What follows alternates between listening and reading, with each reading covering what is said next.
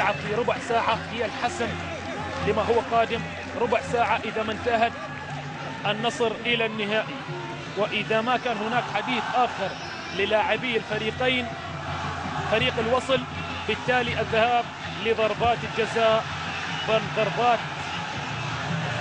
يعني المعاناة الترجيحية، ضربات المعاناة الترجيحية إن صح التعبير أوصفها بذلك، لأن الكل يعاني فيها. هنا الجماهير حاضر أو لا، هنا الخطأ وهنا الفزعة وهنا الردة. المباراة بدأت تدخل في مرحلة كنا لا نتمناها. لاحظ خطأ هنا أمامنا المعالج، خطأ المعالج على أحد الجمهور. الآن الجماهير تنزل حاضر أمامنا، رجال الأمن والأمن مستتب الآن، الأمن مستتب الآن. لا تخطئ بكلمة باتجاه هذا الجمهور، لا تخطئ بكلمة باتجاه هذا الجمهور، لا تخطئ بإشارة مع هذا الجمهور. لقطات وأحداث لا نتمناها أن تكون أبدا حاضرة.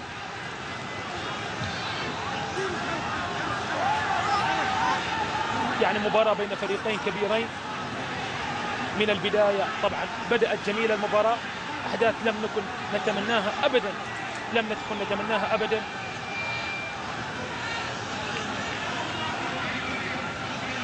وهنا المعالج الحاضر من جانب فريق نادي النصر. جمهور نزل والخطأ من حد الجماهير، وبالتالي الفزعة كانت حاضرة.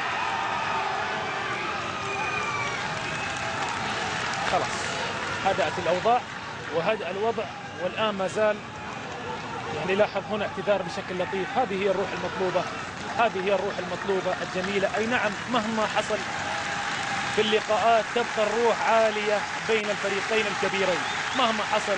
خلاص عادت الأمور لرجال الأمن، الأمن مستتب حاضر بين الفريقين. عادت خلاص المياه إلى مجاريها داخل أرضية الملعب بين الفريقين، وخلاص لحظة يعني القفزة النفسية السيئة كانت بين الفريقين، والآن حالة متهدئة الأوضاع، حالة متهدئة الأوضاع.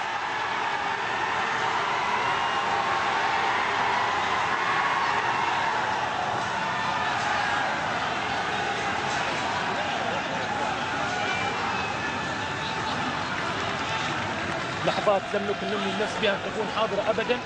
لقاء كان بين الفريقين في بطولة أندية الخليج، أفضل لقاء فني بين الفريقين، أفضل لقاء فني بين الفريقين، بل أجمل مباراة فنية في بطولة الأندية الخليجية. والله من زمن لم نستمتع بكرة قدم خليجية بين الفريقين بهذا الأداء، فلم نكن نمني النفس أبدا بأن تكون حاضرة هذه اللحظات بين الفريقين.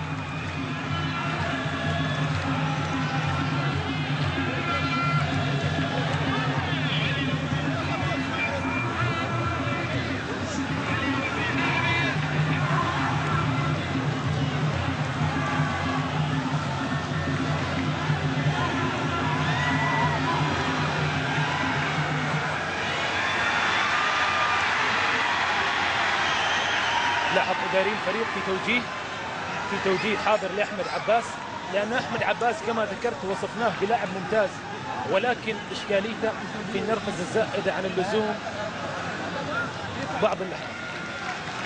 بعض اللحظات نرفزته زائدة عن اللزوم أحمد عباس، وبالتالي كان في اللقطة الماضية بالتأكيد ردة فعله للمعالج، شخص يتعايش معه يوميا ودائما، وبالتالي لا بد أن تكون هناك ردة فعل كما كان حال الجمهور. بمجرد أن تم الخطأ على لاعب شاهدنا الفزعة التي نزلت إلى داخل أرضية الملعب من قبل كل الجماهير الحاضرة لفريقها، وبالتالي شخصيا يعني لقطة مرفوضة نهائيا في عالم كرة القدم. ونحن نتحدث قبل كرة القدم عن رياضة، ونتحدث عن سمة هامة، الروح الرياضية. من الجميل أن تنعكس كرة القدم بشكل عام، بل الروح الرياضية التي لا نلتمسها والتي فقط نتحسسها في العديد من المواقف أن تنعكس إلى خارج أرضية الملعب. كرة القدم ما خلقته دوما وخربته السياسات، دوما كانت هي سبيلا للتواصل بين الشعوب، السياسة عطلت بينهم، فكرة القدم كانت سبيلا للتآخي والتواصل بينهم. ونحن نتحدث هنا على الوصل، ونتحدث يعني عن النصر، يعني نتحدث عن فريقين كبيرين وجمهورهم كما ذكرت والله تضرب بهم المثل مدرسة في الوفاء متكاملة ومدرسة في الإخلاص متكاملة، فلا يكن داعي أبدا لمثل هذه اللقطات التي شاهدناها. عموما نتمنى عودة المباراة إلى داخل أرضية الملعب بالسلامة بين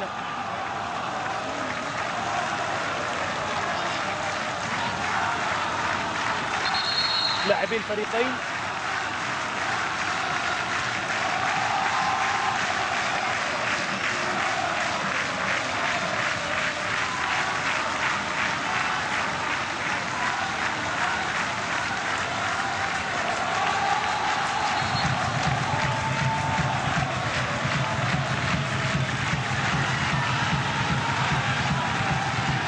لاحظ هنا المطالبة بخروجه إلى خارج. أعتقد بأن تنرفز بشكل زائد على الحرص، لابد أن يكون حكيما.